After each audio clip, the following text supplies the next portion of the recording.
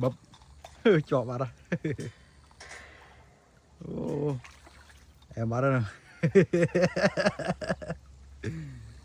Chồm vậy phải màn khăm đó không? Anh ấy làm bánh này, là một cái đồ Bánh màn nè nhá. là bay rôn đấy này, 4 rôn đừng đi vậy, sợ nè. Đấy tao bảo ấy. Đấy, làm bánh món để. Tại bánh nhặt một.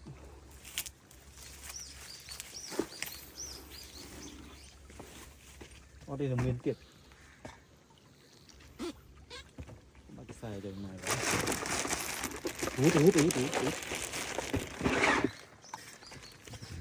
Út. Bảy ba này, bàn má này, sọc về em nói dùng hơi cầm soi này, sọc chết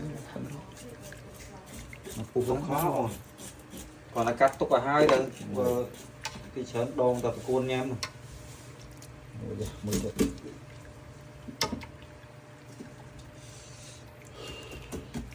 Phi nơi mà qua được.